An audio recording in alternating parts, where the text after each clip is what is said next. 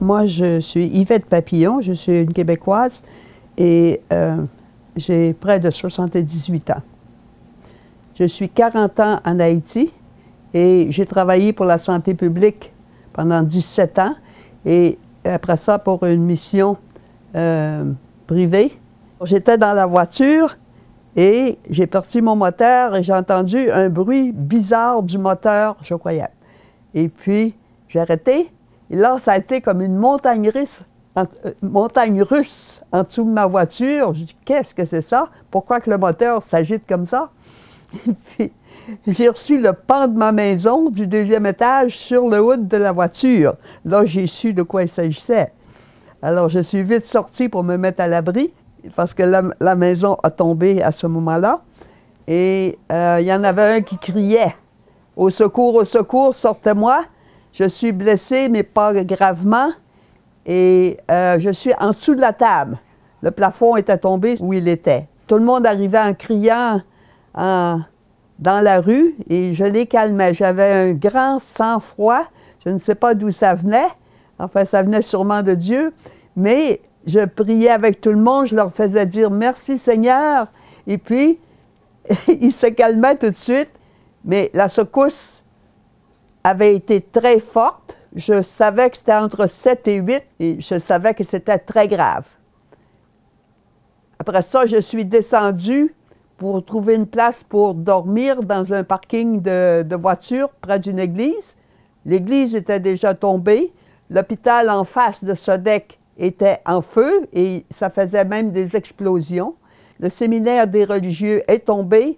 Il y a une centaine de séminaristes en dessous des décombres.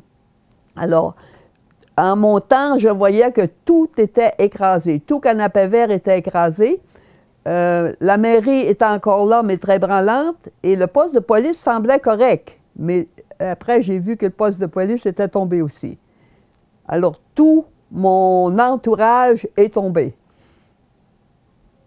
L'église Sacré-Cœur où je travaillais est tombée, en face de Sifford, ainsi que le presbytère. Et j'ai un fils spirituel dans le presbytère, je ne sais pas s'il est vivant. Dans ma maison, il en reste un qu'on n'a pas trouvé. Ma belle-sœur est morte sûrement, et on ne peut pas la sortir encore. Il y avait un étudiant de République dominicaine, un étudiant en médecine, on ne l'a pas retrouvé, mais il est de Léogane. Alors peut-être qu'il est parti pour Léogane à pied pour aller trouver ses parents pour les secourir. 90% de la ville de Léogane est à terre. Et sa mère faisait l'école, et justement, il y a une école qui est ensevelie sous les décombres avec tous les enfants.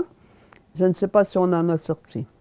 Mon fils travaille justement, il appelle ça warden, ceux qui aident l'ambassade en temps de désastre. Mon fils est un génie en informatique, étudie à Trois-Rivières.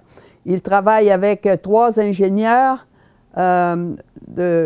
civils. Alors, tout le groupe ont déterré des gens qui étaient en dessous des bâtisses parce qu'ils avaient des instruments. Mon fils apportait de l'eau à ceux qui pouvaient prendre de l'eau et c'est comme ça les premiers jours. Premièrement, faire des petits hôpitaux sous la tente avec des volontaires médecins qui vont venir travailler 1 semaine, médecins et infirmières probablement, à secourir, faire les pansements, parce qu'il y a des gangrènes, il y a toutes sortes de choses qui s'installent. Ils étaient sous la terre pour la plupart. Alors, il faut nettoyer les plaies. Il n'y a pas assez d'aide actuellement. En ce moment, il faut leur donner à manger, il faut leur donner vêtements, il faut leur donner ce dont ils ont besoin tout de suite. Il y avait un grand manque d'eau, je ne sais pas comment ils sont rendus. Moi, j'ai travaillé beaucoup avec M. Ruel, mon partenaire. Un jour, j'ai fait 20 citernes dans 5 villages pour eux. Et puis, on a pris un maçon qualifié de Port-au-Prince. On l'a monté là-bas, puis on dit 5 citernes à faire, tu vas en faire 3 devant les gens en leur montrant comment faire. Prends 4 maçons locaux, qui sont illettrés normalement, et montre-leur à faire une citerne. Et qu'est-ce que ça a fait, le fait de faire ça comme ça? C'est que 6 mois après, il n'y avait pas 5 citernes, mais il y avait 8 citernes. Vous savez, le problème d'eau là-bas est terrible. On n'a rien pour ramasser l'eau de pluie. Il y a de l'eau de pluie, mais il n'y a rien pour ramasser. On a tout déboisé pendant le temps de l'embargo surtout. On ne pouvait pas importer des bois, des planches. On brûlait du charbon ou des bouts de bois parce qu'il n'y avait pas de gaz du tout, pas de pétrole pendant 3 ans. Alors, tout est déboisé. On a 3 % de forêt. Il faut reforester le pays. C'est la principale affaire. Et pourquoi qu'on n'a pas de nourriture? C'est parce qu'il n'y a pas d'eau.